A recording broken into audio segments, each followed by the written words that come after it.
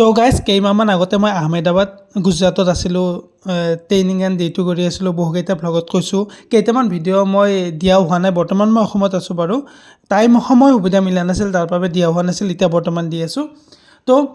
কেইদিনমান আগত এটা মিনি ভ্লগ দিছিলোঁ যে মই আৰু মোৰ ফ্ৰেণ্ড এজন গৈছিলোঁ লাল দৰৱাজা মাৰ্কেটত কিন্তু বৰষুণৰ বাবে আমি ভালদৰে চাব নোৱাৰিলোঁ দেখিছিলে তাৰপিছত আহিলোঁ ৰিভাৰ ফ্ৰণ্ট পাৰ্ক অটল ব্ৰিজলৈকে বুলি চাওক ভিউটো কি ধুনীয়া বৰষুণ দি আছে কিনকিনীয়া অলপ ভিজিলোঁ কিনকিনীয়া বৰষুণত ভিজি সঁচাই ভালো লাগে এই পৰিৱেশটো চাওকচোন কি ধুনীয়া তাৰপিছত এনেকৈ গৈ আছোঁ অটল ব্ৰিজলৈকে অলপমান খোজকাঢ়িব লাগিব ৰিভাৰ ফ্ৰণ্ট পাৰ্কৰ পৰা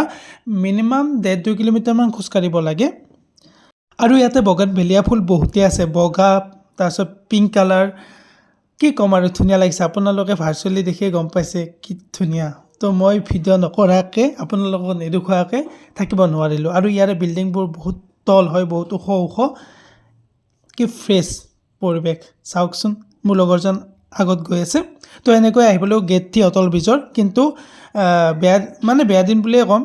ইমান কষ্ট কৰি গ'লোঁ বৰষুণত ভিজি কিন্তু বন্ধ পালোঁ মানে বন্ধ হৈছে সেইটো টাইম মানে অভাৰ টাইম হৈ গৈছে আমাৰ ৰাতি গৈছিলোঁ তো এনেকৈ আমি ৰিটাৰ্ণ যাব ওলাইছোঁ ৰুমলৈকে বুলি উপায়ো নাই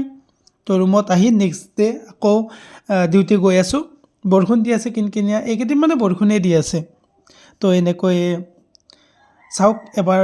দেখুৱাই দিলোঁ আপোনালোকক এয়াৰপৰ্টটোৰ বাহিৰৰ পৰিৱেশটো বৰষুণ দিয়াৰ পিছত কি ফ্ৰেছ সঁচাই মানে বহুতে ভাল লাগিছে তো এনেকৈ আকৌ এদিন ডিউটি আহিছিলোঁ এই ৰাস্তাটো মানে এটা বেলেগ VVIPৰ ৰাস্তা হয় তো সেই ৰাস্তাটোৰে গৈছিলোঁ তো এইটো আছিল আজি মোৰ মিনি ভ্লগ